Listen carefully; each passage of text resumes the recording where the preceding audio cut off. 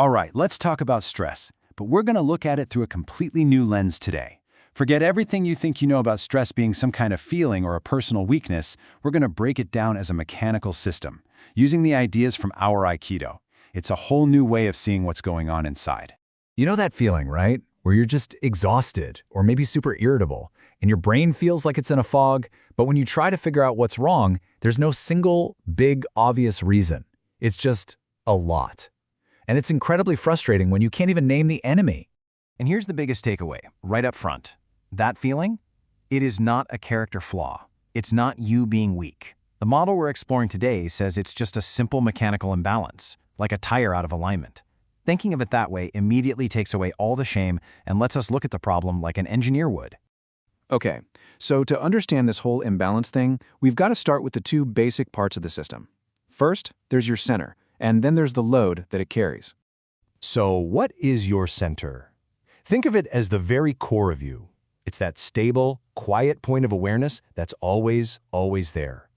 And this is a pretty radical idea. You never actually lose your center. It doesn't matter how stressed you feel. It's still there.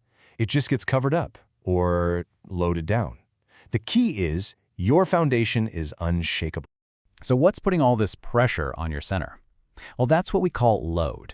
And it could be anything, a work deadline, a tough conversation, even just being in a crowded room. But here's the really interesting part. Load itself is neutral. It's not bad. Our bodies and minds are literally built to carry it. So the problem isn't the load itself. Okay, so if the load is neutral and our center is always there, where does that awful feeling of stress actually come from? Well, this brings us to the absolute core concept of this whole model, something called tilt. This is the big aha moment. That feeling we call stress, the anxiety, the hurry, the exhaustion. It's not just some vague emotion floating around. It's the direct, physical sensation of your whole system leaning or tilting because the load you're carrying is off balance. It's a structural problem, not a personal one. And this tilt, this lean, happens in three main directions. There's threat tilt, time tilt, and social tilt. Each one operates on a different axis and gives you a really distinct internal signal, that little voice in your head. Let's break each one down.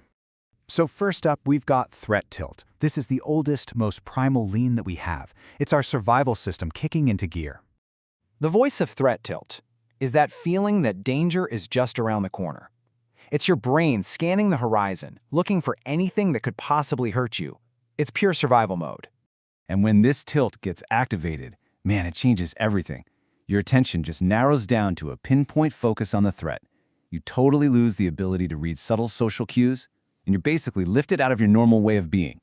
This is exactly why you can't just logic your way out of feeling terrified. The absolute key here is that your system has to feel safe first. Only then can reasoning even come back online. All right, next up is a tilt that is probably going to sound very, very familiar to almost everyone listening, time tilt. Ah, yes, the voice of the never-ending to-do list.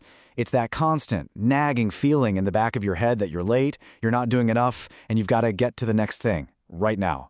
It's just this constant forward pressure. So how does this show up? Well, it's that feeling of always rushing, right? Constantly planning your next 5 moves in your head and being totally impatient with whatever is happening right now. It makes it almost impossible to just rest. But the key principle here is a game changer. Urgency is just pressure. It's not actual danger. We so often mistake that feeling of pressure for a real threat, and it sends our nervous system into a spin for no reason. And finally, we have the third kind of lean. And this one works on a totally different axis. This is social tilt. This is all about the sideways pressure. It's about our relationships, our place in the group. It's that constant low-level monitoring of, what do they think of me? Am I doing this right? Is this my fault? And this tilt, it drains your energy sideways. Think about it. Things like people-pleasing or constantly comparing yourself to others or taking on way more responsibility than you should. It doesn't push you forward into action. It just sort of leaks your energy out the side. Which brings us to this critical principle. Our sense of responsibility will always grow to be bigger than our actual capacity unless we actively put boundaries on it.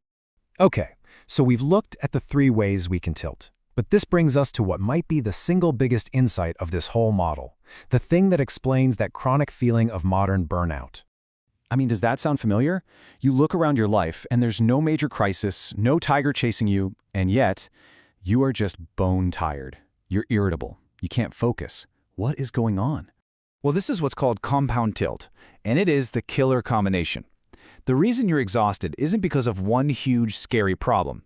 It's because of the constant, moderate pressure from time tilt, all the deadlines and to-do lists, mixed with the constant, moderate drain from social tilt, worrying about what people think. That mix is what creates the brain fog and the fatigue that so many of us are walking around with every day. So now that we've diagnosed the problem mechanically, how do we fix it? Well, the great news is the solution is also mechanical, and it comes in two parts. The two tools are recenter and recovery, and it's so important to know they're not the same thing. Recenter is something you can do right now. It's the immediate act of bringing your awareness back to an upright, balanced position. It gives you back control. Recovery, on the other hand, is what restores your actual energy, your capacity, and that takes time and it takes boundaries. I love this vehicle metaphor. Recenter lets you drive the car better in the moment, but recovery is what actually repairs the engine. You absolutely need both. And all of this leads to the core philosophy of the whole system, which is so simple and yet so powerful. You don't fight the stress. You don't struggle against the tilt. Your only job is to reduce the uneven load and then just allow your system's natural state of balance to return all by itself. It was never gone. It was just buried. So let's just do a quick recap. Your core self, your center, is constant and it's always there. The pressures on you, the loads, are actually neutral. That thing you feel is stress. It's just a mechanical tilt. And for most of us, that feeling of being totally wiped out comes from a compound tilt, a mix of time pressure and social pressure. The way back is simple. Recenter to get control back and use recovery to build your capacity back. And that leaves us with a final, really powerful question to think about. If your natural state is balance, and it's always available to you right underneath all the pressure, what load is actually worth carrying? What pressures in your life actually serve you, and which ones can you simply choose to set down?